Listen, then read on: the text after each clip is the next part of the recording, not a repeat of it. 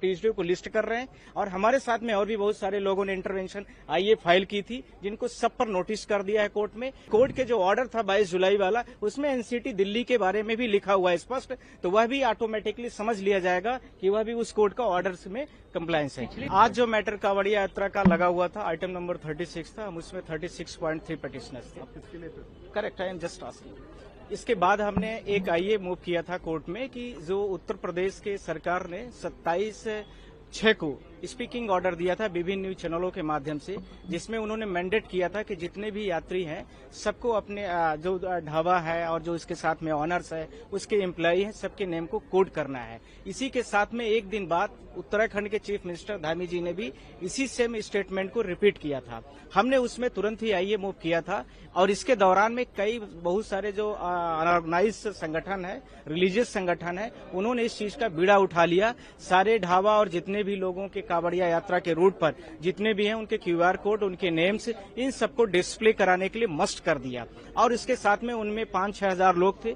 जो लोगों पर उनको डाउट कंडीशन थी, उस डाउट कंडीशन के लिए उन्होंने कपड़े उतरवाने की शुरुआत की, जैसा कि मुझे न्यूज चैनलों के माध्यम से भी पता चला है और न्यूज को भी मैं कोट कर रहा हूँ, आज तक वगैरह में और विभिन्न चैनलों में भी इन चीजों को दिखाया गया। साथ में कोर्ट से मैंने यह बोला था कि क्या उत्तर प्रदेश सरकार हो या राज्य सरकार कोई भी हो, इस प्रकार के मैकेनिज्म सिस्टम जो चल रहे हैं, क्या सरकारें कमजोर हो गई हैं?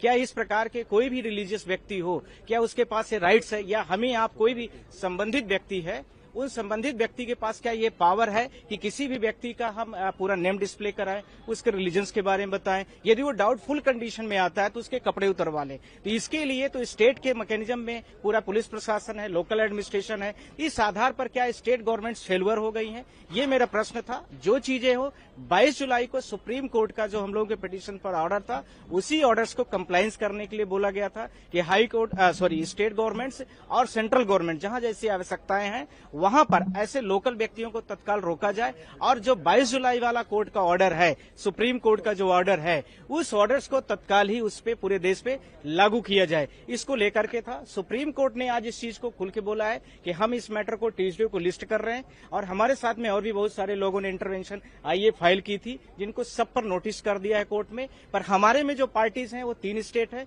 सबसे पहले उत्तर प्रदेश, दूसरा है उत्तराखंड और इसके साथ में मध्य प्रदेश। हालांकि कोर्ट के जो ऑर्डर था 22 जुलाई वाला, उसमें एनसीटी दिल्ली के बारे में भी लिखा हुआ है स्पष्ट, तो वह भी ऑटोमेटिकली समझ लिया जाएगा कि वह भी उस कोर्ट का ऑर्डर में कंप्लायंस है। पिछले साल भी इस तरह का मुद्दा आया था, उस वक्त कोर्ट ने क्या आदेश दिया था? उस समय पर भी कोर्ट ने बोला था कि किसी को मस्ट तरीके से, यानी फोर्सफुली तरीके से किसी के नाम, किसी के ढाबा का नाम, ऑनर्स का नाम, उसके साथ में उसके एम्प्लॉइज जो हैं, उसको आप किसी तरीके से नहीं कर सकते हैं। उसमें वेज और नॉन वेज लिखना ही सफिशिएंट था। पर इसके बावजूद भी बहुत सारे जो रिलीजियस व्यक्ति हैं, जो इस प्रकार का पॉलिटिकल थोड़ा सा करते हैं, उसको लेकर के था, जो सुप्रीम कोर्ट के जजमेंट में भी लिखा है और साथ में भारत के जो कॉन्स्टिट्यूशन में आर्टिकल 17, 16, साथ में आर्टिकल 19, 21 और 25 और 6, इसमें रिलीजन्स की फ्री प्रैक्टिस के बारे में बोला गया। वो सारी चीजें स्पष्ट तरीके से उसमें लिखी गई हैं, तो उसका कंप्लायंस होना चाहिए, ये हम सबकी प्रेयर है।